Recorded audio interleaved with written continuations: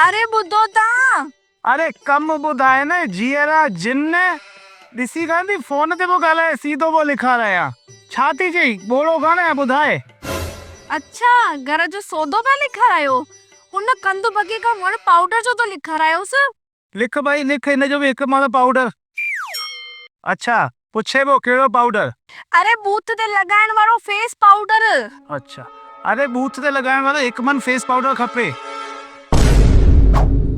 अरे निभागी हिकु मण पाउडर घुराए बि पंहिंजे माइटनि जी 7 पीढ़ियुनि खे बि घुराईंदी आहे न त मर्द ऐं माइन जो ब्यूटी पार्लर कंदी आहे तंहिं बि न खुटने हिकु मण पाउडर। हाँ हाँ ता तो मूंखे घुराए ॾो यको मण पाउडर साम्हूं नींबूअ जी जाल सॼे घर जी बितुनि खे अछो बि कराए।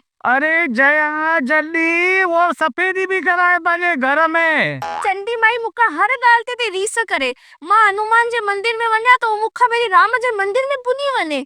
पाण ॾियारी ते कार वरिती त हिन जो पुटु रॉकेट वठी आयो। मुंहिंजो तो मन कयो बम्बनि जी जॻह ते हिन में ई भाई ॾियांसि। अरे जीअरा जिन मूं प्रेमानंद जो तोखां जॾहिं खां प्रेम थियो आहे मुंहिंजी ज़िंदगी मां ई आनंद निकिरी वियो आहे। तूं फटाकनि वारो रॉकेट वठी आयो। हाणे मूंखे कुछ न ख़बर मां उनजी अच्छी बिटुनि खे ॾिसी करे कसम खाधी आहे पंहिंजे बाबे झूलण जी अगरि हुन सफ़ेदी कराई आहे त मां पंहिंजे घर में पंहिंजी बितुनि खे बूथ ते लॻाइण वारो महांगो पाउडर लॻाराईंदसि। छा मुंहिंजे मुड़ुसु प्रेमानंद जो स्टेटस सोसाइटी में कंहिंखां घटि आहे छा? ये न कर जया तुंहिंजे 100 मण पाउडर में मुंहिंजा कपिड़ा बि न बचंदा। एतिरो मुड़ुस बाबत निभागोपन सुठो न अथई। हाणे त मां कसम खाधी आहे तव्हां मूंखे मण पाउडर न आणे ॾिनो आहे त मां हिते पंचायत विहारींदसि।